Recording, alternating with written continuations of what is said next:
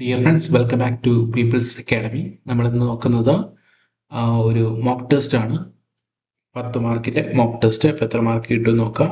അപ്പോൾ ആദ്യത്തെ ചോദ്യം ഇങ്ങനെയാണ്: താഴെ പറയുന്നതിൽ നിവർത്തന പ്രക്ഷോഭത്തിൻ്റെ പ്രമുഖ നേതാക്കൾ ആര് എന്നാണ് ചോദ്യം. ഓപ്ഷൻസ് നോക്കൂ. താഴെ പറയുന്നതിൽ നിവർത്തന പ്രക്ഷോഭത്തിൻ്റെ പ്രമുഖ നേതാക്കൾ. ഉത്തരം ഓപ്ഷൻ സി ആണ്. C Kesavan, T M Varghese, N V Joseph, P K Kunju. Okay, option C. അടുത്ത ചോദ്യം, രണ്ടാമത്തെ ചോദ്യം: നിവർത്തന പ്രക്ഷോഭത്തിൻ്റെ മുഖപത്രം ഏത് എന്നാണ് ചോദ്യം. ഓപ്ഷൻസ് കൊടുത്തിട്ടുണ്ട്, നോക്കാം. നിവർത്തന പ്രക്ഷോഭത്തിൻ്റെ മുഖപത്രം ഓപ്ഷൻ സി ആണ് ഉത്തരം. കേരള കേസരി. അടുത്ത മൂന്നാമത്തെ ചോദ്യത്തിലേക്ക് പോകാം.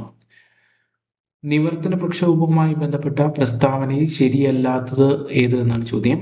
ഒന്നാമത്തെ പ്രസ്താവന: 1932 തിരുവിതാംകൂറിലെ ഭരണഘടനാ പരിഷ്കാരങ്ങളോടുള്ള പ്രതിഷേധവുമായി ആരംഭിച്ച പ്രക്ഷോഭം. രണ്ടാമത്തെ പ്രസ്താവന: നിവർത്തനം എന്ന വാക്കിന്റെ ഉപജ്ഞാതാവ് IC ചാക്കോ. മൂന്നാമത്തെ പ്രസ്താവന: PSCയുടെ രൂപീകരണത്തിന് കാരണമായ പ്രക്ഷോഭം. നാലാമത്തെ പ്രസ്താവന: കേരളത്തിൽ സാമുദായിക സംവരണം ലഭിക്കുന്നതിന് കാരണമായ പ്രക്ഷോഭം. അഞ്ചാമത്തെ പ്രസ്താവന: 1928 നടന്ന സി കേശവൻ നടത്തിയ കോഴഞ്ചേരി പ്രസംഗം നിവർത്തന പ്രക്ഷോഭവുമായി ബന്ധപ്പെട്ടതാണ്. ശരിയല്ലാത്തത് ഏത് എന്നാണ് ചോദ്യം. ഉത്തരം ഓപ്ഷൻ സി ആണ്. 5 മാത്രമാണ്. ഓക്കെ, അഞ്ചാമത്തെ സ്റ്റേറ്റ്മെന്റ് ആണ് തെറ്റ്. ഓക്കെ, 1928 നടന്ന സി കേശവൻ നടത്തിയ കോഴഞ്ചേരി പ്രസംഗം നിവർത്തന പ്രക്ഷോഭവുമായി ബന്ധപ്പെട്ടത് എന്നതാണ് തെറ്റായിട്ടുള്ളത്. അടുത്ത നാലാമത്തെ ചോദ്യം: പബ്ലിക് സർവീസ് കമ്മീഷൻ ശരിയായത് പരിശോധിക്കുക എന്നാണ്. ഒന്നാമത്തെ സ്റ്റേറ്റ്മെന്റ്: തിരുവിതാംകൂറിൽ പബ്ലിക് സർവീസ് കമ്മീഷൻ രൂപീകരിച്ചത് 1936. Thiruvithamkoor public service commission Kerala public service commission ആയത് 1956. തിരുവിതാംകൂർ പബ്ലിക് സർവീസ് കമ്മീഷന്റെ ആദ്യ കമ്മീഷണർ GD നോക്സ്. നാലാമത്തെ സ്റ്റേറ്റ്മെന്റ്: കേരള പബ്ലിക് സർവീസ് കമ്മീഷന്റെ ആദ്യ ചെയർമാൻ VK വേലായുധൻ എന്നാണ് ചോദ്യം.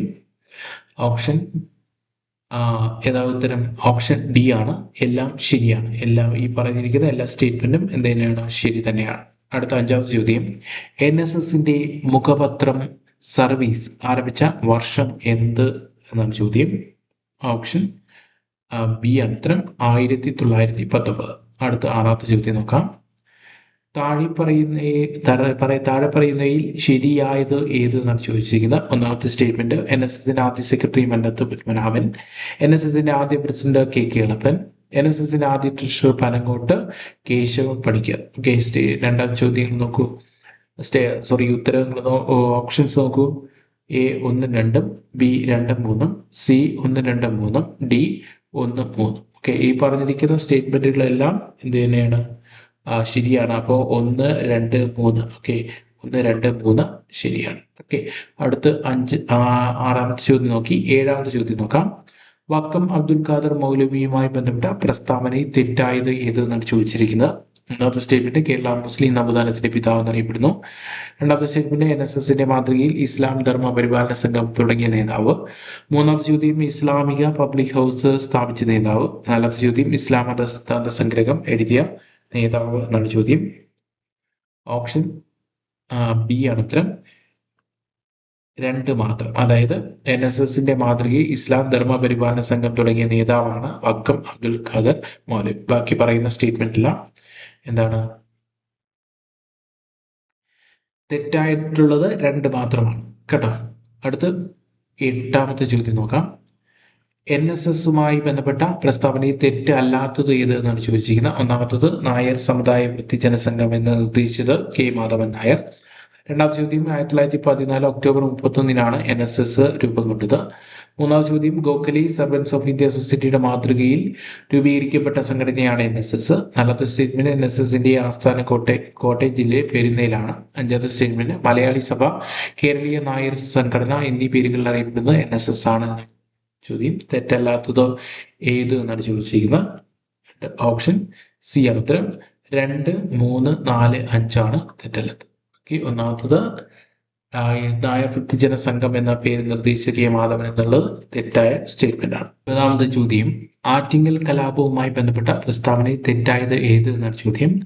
ഓപ്ഷൻ ഒന്നാമത്തെ സ്റ്റേറ്റ്മെന്റ് എന്ന് പറയുന്നത് 1721 കലാപം നടന്നത്. ആറ്റിങ്ങൽ കലാപം നടന്ന സമയത്ത് വേണാട് രാജാവ് ആദിത്യവർമ്മ.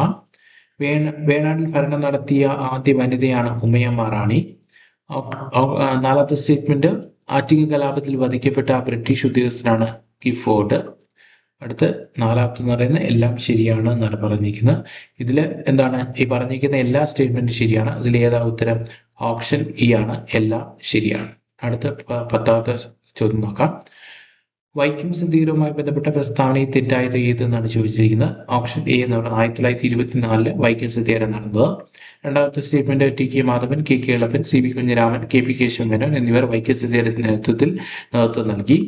അടുത്ത മൂന്നാമത്തെ സ്റ്റേറ്റ്മെന്റ്, 1925 നവംബർ 23 വൈക്കം സത്യാഗ്രഹം അവസാനിപ്പിച്ചത്. നാലാമത്തെ സ്റ്റേറ്റ്മെന്റ്, വൈക്കം സത്യാഗ്രഹത്തോടനുബന്ധിച്ച് മന്നത്ത് നടത്തിയ ജാഥയാണ് സവർണ ജാഥ. അഞ്ചാമത്തെ സ്റ്റേറ്റ്മെന്റ്, വൈക്കം ഹീറോ എന്നറിയപ്പെടുന്നത് മന്നത്ത് പത്മനാഭനാണ് പറഞ്ഞിരിക്കുന്നത്.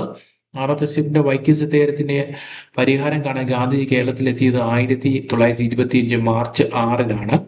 ഏഴാമത്തെ സ്റ്റേറ്റ്മെന്റ്, 603 ദിവസം സത്യാഗ്രഹം നടന്നു. അപ്പോൾ ഇതിൽ 10ാമത്തേല് ഉത്തരം വരുന്നത് ഏതാണോ? 5 തെറ്റാണ്, 6ാമത്തതും തെറ്റാണ്. മാർച്ച് 8-നാണ് ഗാന്ധിജി വരുന്നത്. 1925 മാർച്ച് 8-നാണ് വരുന്നത്. ഓക്കെ, അപ്പോൾ ഓപ്ഷൻ ബി ആണ് ഉത്തരം, 5, 6. ഓക്കെ, അപ്പോൾ നിങ്ങളുടെ എത്ര മാർക്ക് കിട്ടിയെന്ന് കമൻറ്റ് ചെയ്യാൻ വേണ്ടി ശ്രമിക്കുക. അടുത്ത ഭാഗത്തിൽ വീണ്ടും കാണാം. Thank you.